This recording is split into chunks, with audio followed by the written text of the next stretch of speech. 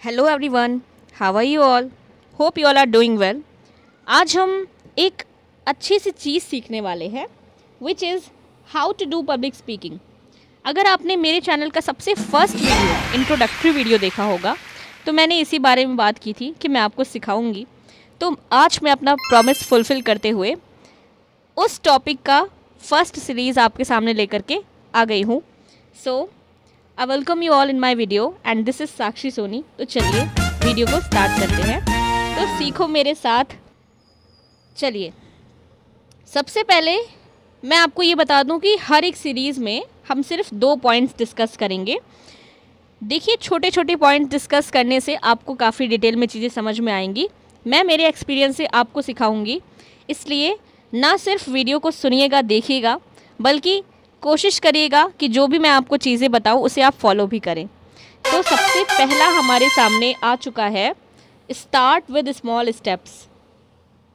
देखिए, छोटे स्टेप से मेरा क्या मतलब है। फॉर एग्ज़ाम्पल, आपको पब्लिक स्पीकिंग करना है, आपको स्टेज फियर होता है, आपको डर लगता है माइक पर बोलने से, आपको एक टाइप ऑफ आप भूल जाते हैं अपने वर्ड्स को, आपको ऐसा कुछ फील होता है। तो आप छोटे छोटे कदमों से चलिए ना, इतनी जल्दी स्टेज पर जाने की नीड भी क्या है। सबसे पहले तो अगर आपको लगता है कि आपको डर लगता है, सबसे पहले उस डर को ख़त्म करने की कोशिश करिए। स्टेज पर बोलिए मत, कुछ ऐसा करिए कि आप सिर्फ स्टेज पर खड़े रह सकें। What does it mean? कभी कभी क्या होता है, हम ऑडियंस से नज़रें ही नहीं मिला पाते हैं। एटलीस्ट ऑडियंस को फेस करिए।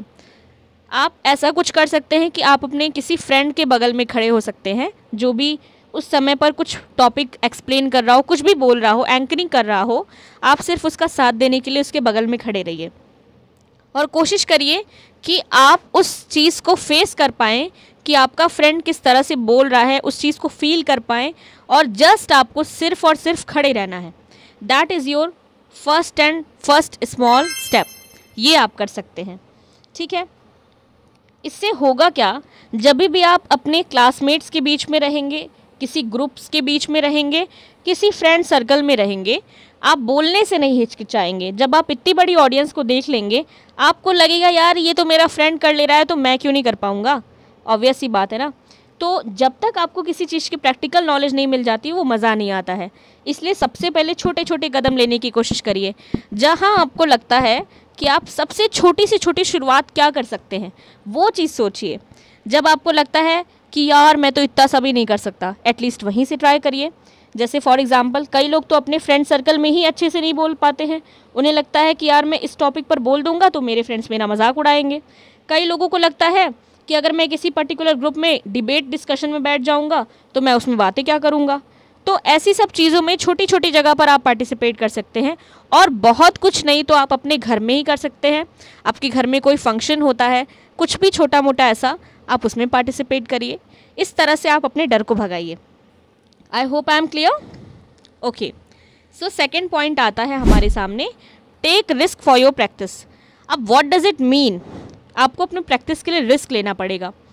देखिए, life without risk is nothing. Okay, so जब भी आप प्रैक्टिस करेंगे तो आपको एक कहीं ना कहीं बार बार लगेगा कि यार मैं क्यों चला आया हूँ, मैं तो कुछ जानता ही नहीं हूँ, मैं बिना शस्त्र के लड़ने चला आया ऐसा आपको फील होगा। पर डरिएगा नहीं। मैं आपको ये बताना चाहती हूँ कि जितना ज़्यादा आप प्रैक्टिस करेंगे, जितना ज़्यादा आप इन्वॉल्व होंगे, उतना ज़्यादा आप डर अपना भगाते जाएंगे।